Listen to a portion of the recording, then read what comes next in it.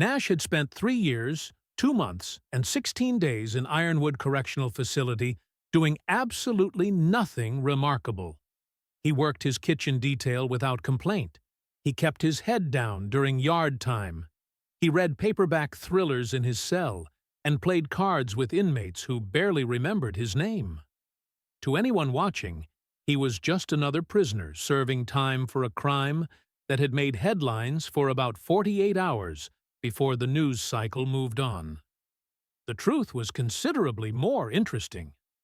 3 years ago, Nash had executed what federal prosecutors called the most sophisticated bank heist in modern American history. He'd spent 18 months planning it, studying the Manhattan Trust Building, mapping its security systems, identifying every camera, every guard rotation, every vulnerable point in what was supposed to be an impenetrable fortress. He was searching for the system's weakest point, and when he discovered that the building sat directly above a forgotten section of the old subway system, he sprang into action. Tunnels that had been sealed off decades ago when the city reorganized its transit lines. Nash had acquired old municipal records, cross-referenced them with current infrastructure maps, and found his entry point, a maintenance access point 3 blocks away that connected to the sealed tunnel network. For 6 months, working only at night, Nash had dug. Not with heavy equipment that would attract attention, but with hand tools, moving slowly and methodically, reinforcing the tunnel as he went. His photographic memory allowed him to navigate without constantly checking maps or measurements. Every dimension, every angle, every structural detail was perfectly preserved in his mind. The tunnel had brought him up through the bank's sub-basement, bypassing every security measure. Over a single weekend, working alone, Nash had accessed the main vault and removed approximately $47 million in cash, bonds, and high-value items small enough to transport. Diamonds, rare coins, bearer bonds, the kind of wealth that could be liquidated slowly over a lifetime. He'd hidden everything in a location so obscure, so carefully chosen, that even if someone knew the general area, they'd never find it without his photographic memory to guide them to the exact spot. His mistake had been minor, but fatal. A single fiber from his jacket, caught on a piece of rebar in the tunnel. DNA evidence. The FBI had tracked him down 6 weeks after the heist. They'd torn apart his apartment, searched his storage units, interviewed everyone he'd ever known. They'd found nothing. No money, no valuables, no evidence beyond the fiber that proved he'd been in that tunnel. Nash had taken the deal the prosecutors offered. Plead guilty, get 12 years instead of 25, and avoid a trial that would cost taxpayers millions. The judge had called him a criminal mastermind during sentencing. Nash had said nothing, his black hair slightly messy, his lean frame unremarkable in the courtroom, his expression carefully neutral. Now, 3 years into his sentence, Nash had settled into a routine that made him forgettable. He'd gained a few pounds from prison food, lost some of the edge that came with planning heists, but maintained the quiet discipline that had made him successful. His photographic memory remained sharp. He could still recall every detail of the tunnel, the vault, the hiding place. Nothing faded. Nothing blurred. Prison, in its own way, had been easier than he'd expected. The complex social dynamics reminded him of the careful planning required for a heist. Understand the players. Identify the power structures. Stay invisible until you needed to act. Nash had no gang affiliation, no enemies, no friends. He was a ghost serving time, counting down the days until release. That changed the day Warden Warren Cross arrived at Ironwood. Nash first heard about the new warden through prison gossip. There was always gossip when administrative positions changed. The previous warden had been a by-the-book bureaucrat who ran the facility with mechanical efficiency. The new guy, according to whispers in the yard, had a different background entirely. Warren Cross, former FBI, 15 years with the Bureau before a voluntary resignation that everyone knew wasn't voluntary at all. The rumors varied on the details, but the theme was consistent. Cross had been dirty, taking money, manipulating evidence, playing both sides. The kind of corruption that couldn't be prosecuted without exposing how deep the rot went. That's why they had assigned him to Ironwood as the prison warden. A punishment disguised as a promotion. Or maybe a promotion disguised as a punishment. Nash understood the psychology. Men like Cross didn't accept defeat gracefully. They looked for angles, for opportunities, for ways to turn every situation to their advantage. Nash made a mental note to stay even more invisible than usual. Corrupt wardens were dangerous in unpredictable ways. He lasted 2 weeks before Cross summoned him to the administrative office. The call came during afternoon work detail. A guard Nash didn't recognize, new hire, probably brought in by Cross, pulled him from the kitchen and walked him through the corridors without explanation. Other inmates watched with the calculated indifference of men who'd learned not to show too much interest in anyone else's problems. Warden Cross's office was larger than the previous warden's had been. He'd clearly had it renovated. New furniture, better lighting, a personal coffee maker on the credenza. The man himself sat behind a broad desk, mid-40s, with the kind of physique that spoke of regular gym time and careful attention to appearance. His hair was graying at the temples in a way that looked distinguished rather than old. His suit was expensive. His smile didn't reach his eyes. "Nash," Cross gestured to the chair across from his desk. "Sit down." Nash sat, keeping his expression neutral, his posture relaxed. "Warden, you know, I've been reviewing inmate files since I took this position, familiarizing myself with the population. And when I came across your name—" Cross leaned back in his chair, steepling his fingers. "I thought, that's familiar. Where do I know that name from?" Nash said nothing. In his experience, powerful men asking rhetorical questions preferred to hear themselves talk.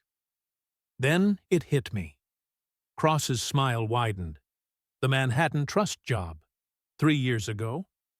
I was still with the Bureau then. Not on your case directly, but I followed it. Everyone did. $47 million, vanished like smoke. Most sophisticated heist in modern history, they said. "I was convicted," Nash said quietly. "I'm serving my time." "Oh, I know. 12 years. You've got, what, 9 left? Give or take, depending on parole." Cross pulled a file folder from his desk drawer, Nash's file presumably. "But here's what fascinates me, Nash. The Bureau never recovered a single dollar. Not one diamond. Not one bearer bond. You had to have hidden it somewhere, but despite extensive investigation, they found nothing. Maybe I spent it before they caught me." "On what?" "Your apartment was modest. Your bank accounts were normal. Your lifestyle showed no signs of sudden wealth." Cross opened the file, though Nash suspected he'd already memorized the contents. "No? You hid it? Somewhere safe.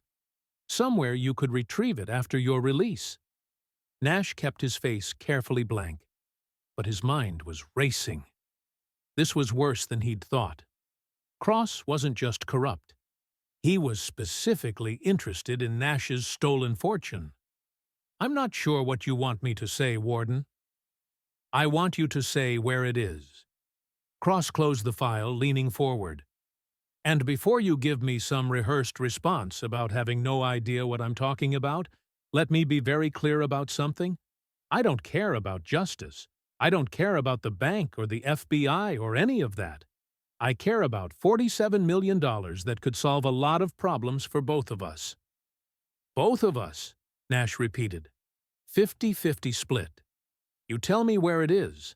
I arrange for some adjustments to your situation here." Early parole, comfortable conditions, and when you're released, we split everything down the middle. You still walk away with more money than most people earn in 10 lifetimes. Nash studied Cross carefully, his photographic memory cataloging every detail of the man's expression, his body language, the confidence in his voice. This wasn't an opening negotiation. This was a man who'd already decided how this would play out. "And if I say no?" Nash asked. Cross's smile disappeared. "Then life at Ironwood becomes very, very difficult for you. You see, Nash, I have resources you don't. I control your work assignments, your cell location, your access to commissary, your medical care. Every single aspect of your daily existence flows through my authority. I can make your remaining 9 years comfortable, or I can make them unbearable. Your choice." The threat was clear. And Nash understood immediately that this wasn't bluster. Cross had the power and the lack of ethics to follow through. "I'll need to think about it," Nash said. "You've got 72 hours. After that, I'll assume your answer is no, and we'll proceed accordingly." Cross opened Nash's file again, a clear dismissal. "Guard will take you back to your detail." Nash stood, turned toward the door, then paused. "Warden? Just curious, why'd you really leave the FBI?" Cross looked up, his expression hardening. "That's none of your concern." "Right. Just wondering if whoever you pissed off there might be interested to know you're now trying to steal federal evidence from a convicted bank robber." Nash kept his tone conversational, almost friendly. "Seems like the kind of thing that might interest certain people." For a moment, real anger flashed across Cross's face. Then he smiled again, cold and sharp. "Threatening me, Nash? That's not smart. Remember what I said about making your life difficult. Don't make me demonstrate." Nash shrugged and left the office, his mind already analyzing the problem from every angle. Cross was dangerous because he had institutional power and personal corruption in equal measure. He couldn't be reasoned with. He wanted the money, and he'd use every tool at his disposal to get it. The systematic pressure would start soon. Bad work assignments, hostile guards, maybe even other inmates directed to make Nash's life miserable. The smart play would be to give up the location, take the 50% split, and hope Cross actually followed through on early parole. But Nash hadn't survived 3 years of planning the Manhattan Trust job by trusting criminals to keep their word. Cross would take the money, then bury Nash deeper in the system to eliminate any leverage. No, Nash needed a different approach. He needed to turn Cross's greed against him. And he needed to use the one advantage he had that Cross didn't understand: his photographic memory. Over the next 72 hours, Nash thought through every variable, every possibility, every angle of attack. He reviewed his memories of the hiding place, a location so specific that describing it in words would be impossible. You had to see it, know the exact sequence of landmarks and distances, understand the visual context that made it findable. That was his leverage, not the location itself, but the impossibility of conveying it without his photographic memory to guide someone there in person. When the 72 hours ended, Nash was ready. The guards came for him during evening recreation. No explanation, just a walk back to Cross's office. The warden was waiting, his expression expectant.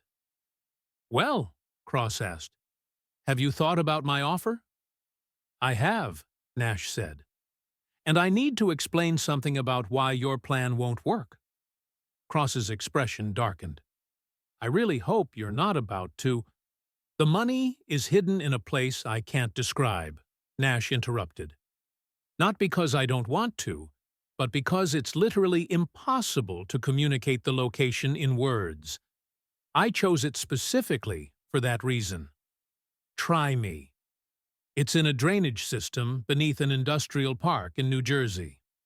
but it's not marked on any map.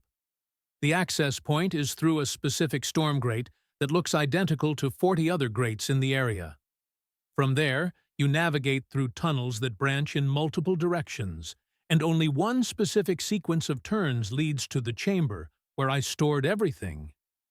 There are no markings, no signs, just an exact path that exists only in my photographic memory. Cross stared at him. Photographic memory. I can see it perfectly. Every turn, every distance, every visual landmark. But I can't translate that into directions someone else could follow. You'd need me physically there to guide you. Nash let that sink in. Which means your 50-50 split requires my direct participation. Outside these walls, the warden's expression cycled through several emotions: frustration, calculation, and finally, something like grudging respect. You're saying I need to get you out of here, temporarily. We retrieve the money together, split it. Then I come back to serve the rest of my sentence. Nash delivered the lie smoothly, knowing Cross would never actually let him return. But Cross also knew Nash understood that, which meant they were negotiating in bad faith on both sides. Or you can keep pressuring me. I eventually break, give you useless directions, and you waste years searching. Your choice. How do I know you're not lying about the photographic memory? Test me. Show me a page of your file on me. Give me 10 seconds to look at it, then take it away and ask me to recite it word for word. Cross considered this, then pulled Nash's file out and opened to a random page, a detailed timeline of the investigation. He held it up for Nash to see. Nash's photographic memory captured it instantly. Every word, every date, every detail frozen perfectly in his mind.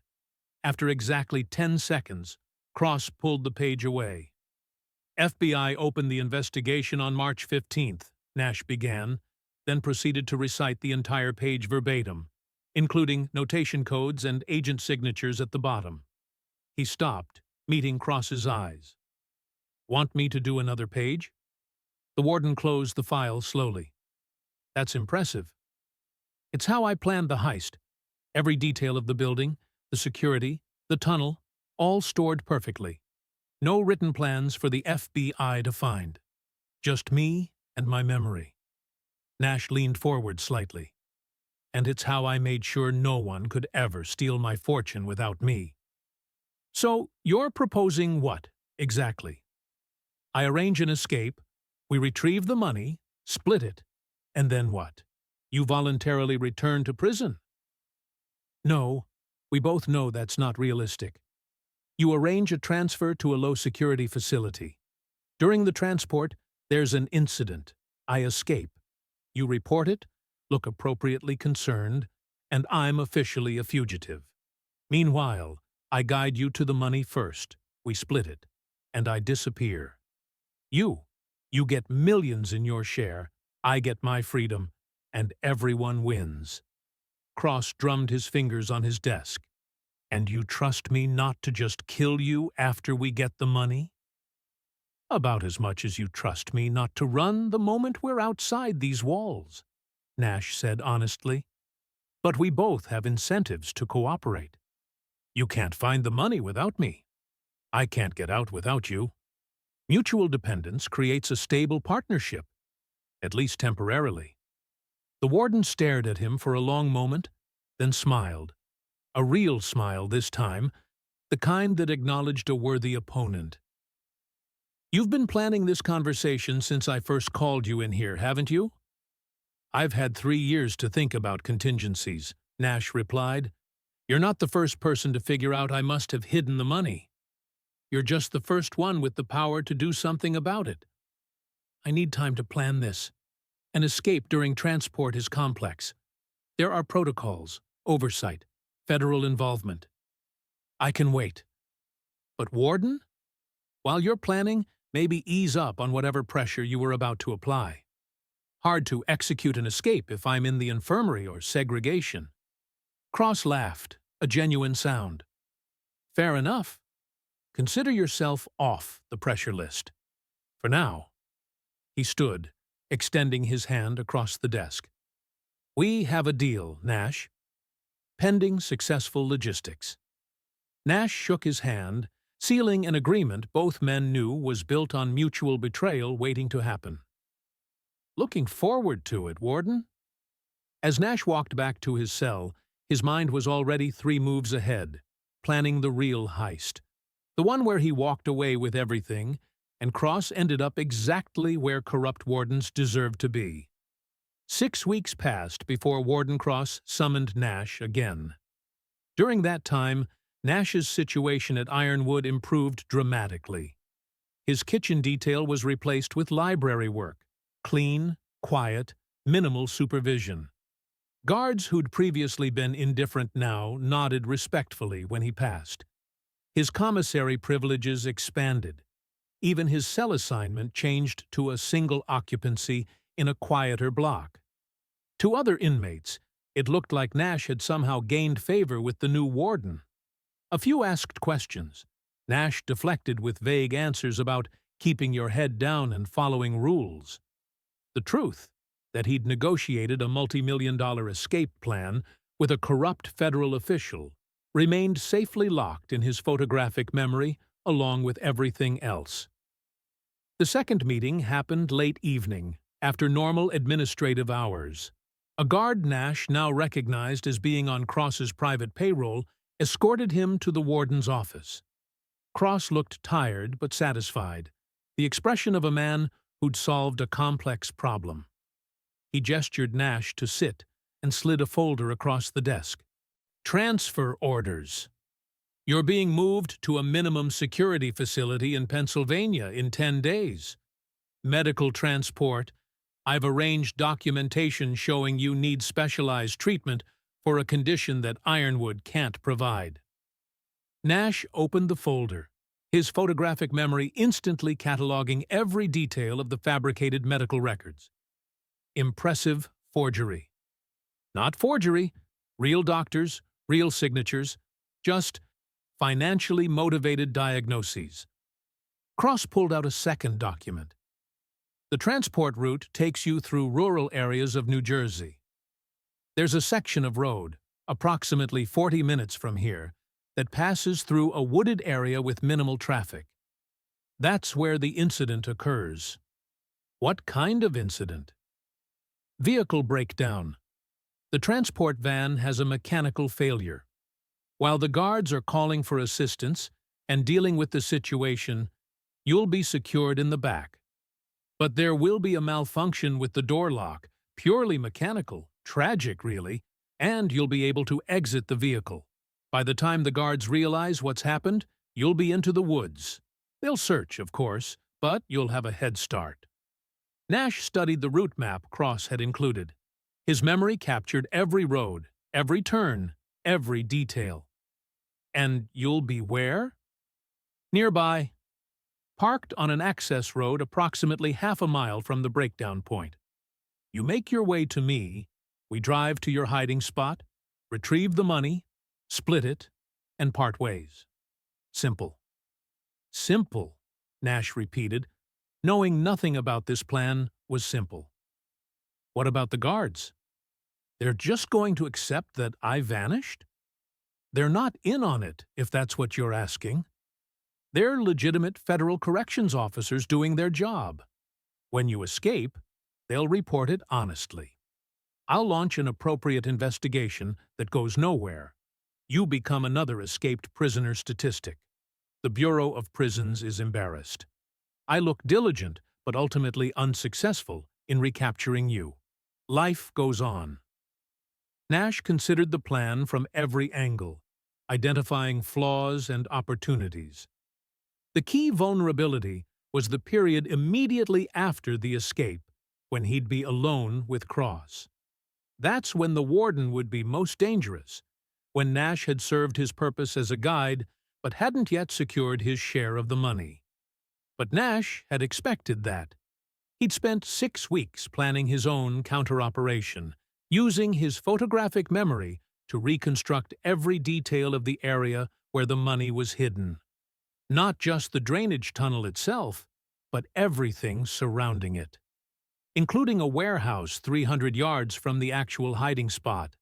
An abandoned industrial building Nash had scouted years ago as a potential alternate location before choosing the drainage system instead.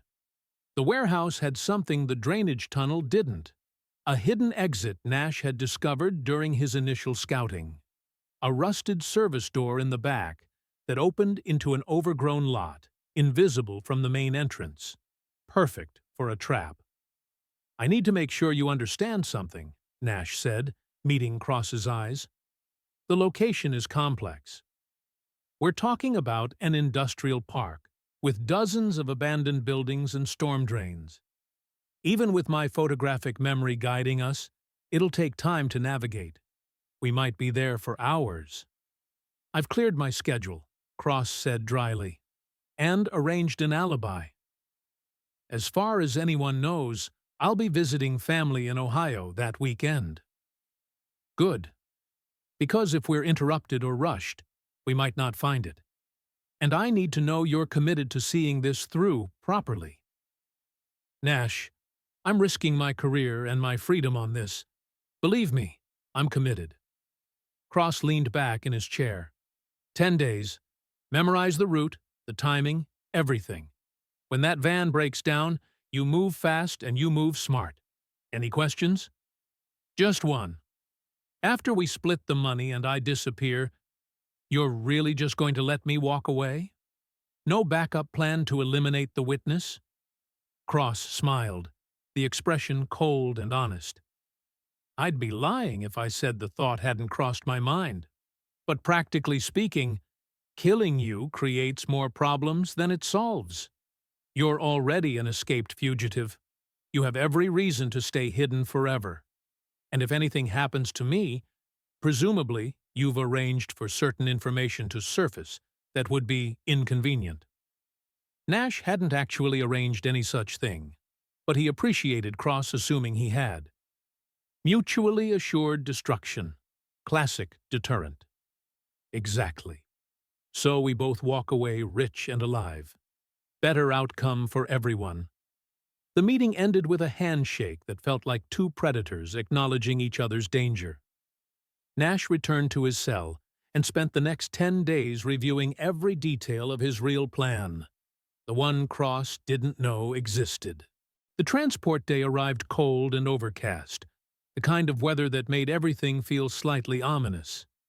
Nash was processed out of Ironwood with standard procedure: shackles, paperwork, the usual security theater. The 2 guards assigned to the transport were professionals he didn't recognize, which was good. It meant they were genuinely uninvolved in Cross's scheme. The van headed east, following the route Nash had memorized.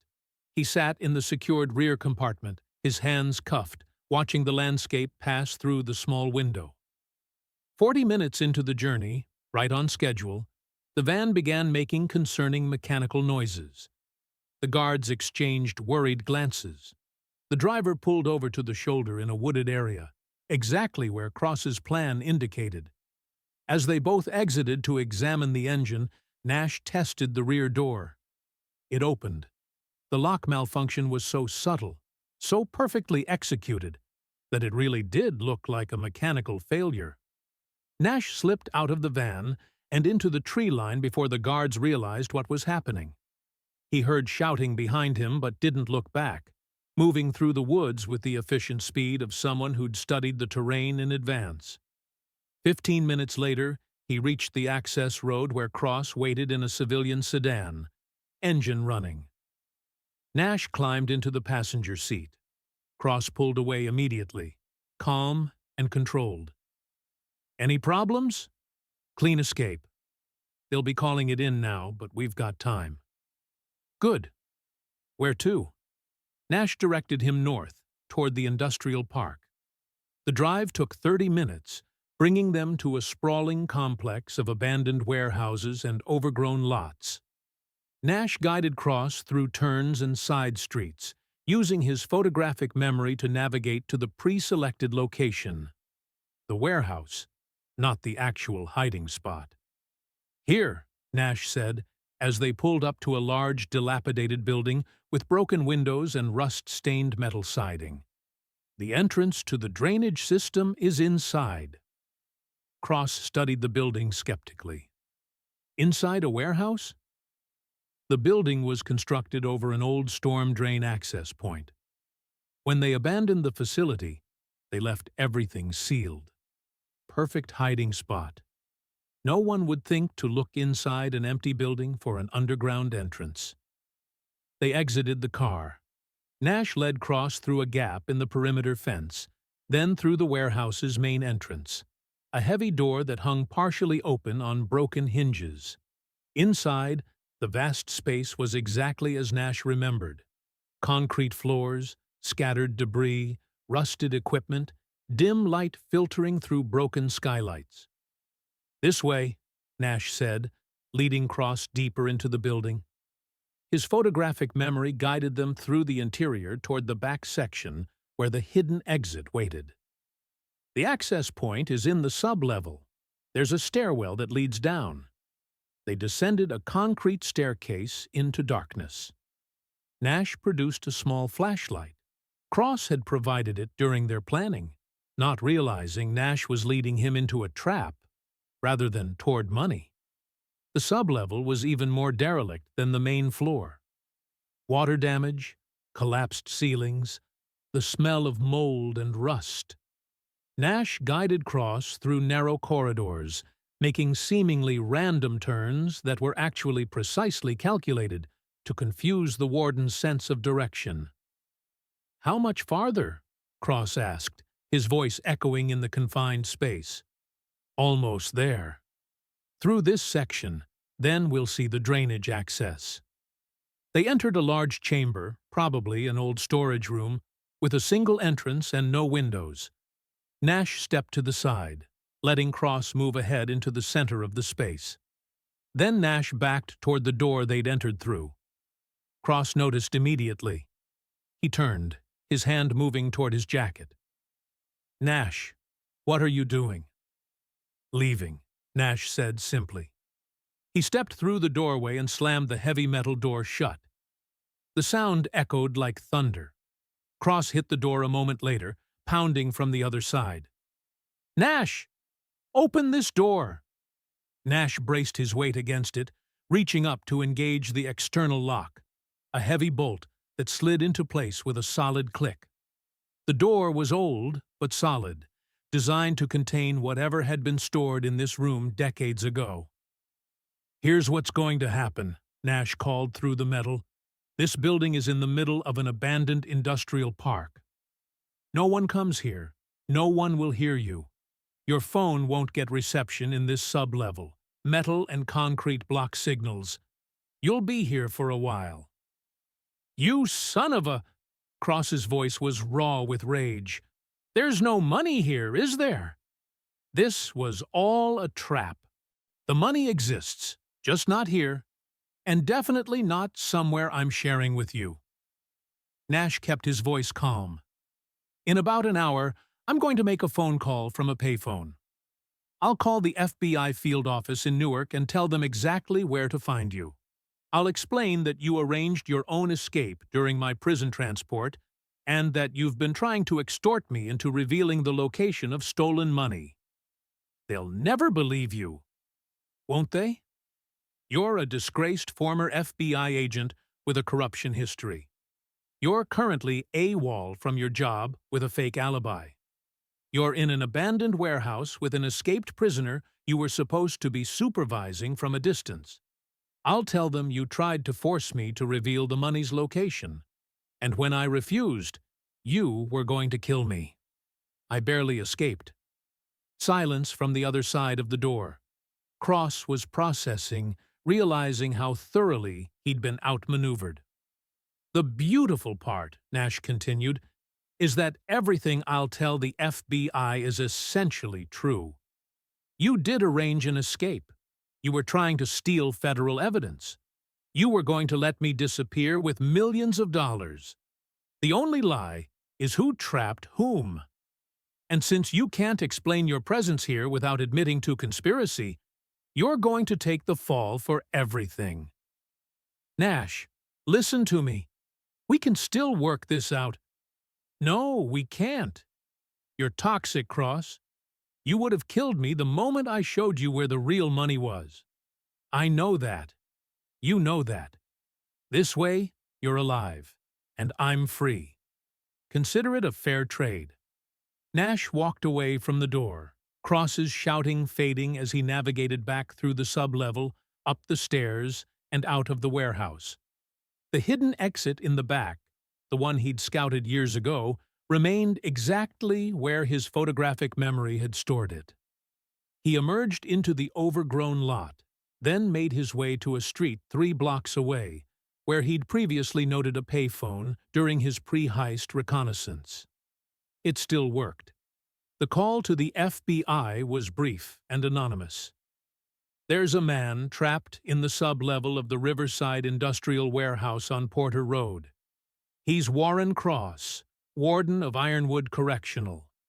He's involved in the escape of prisoner Nash Callahan. You'll want to move fast.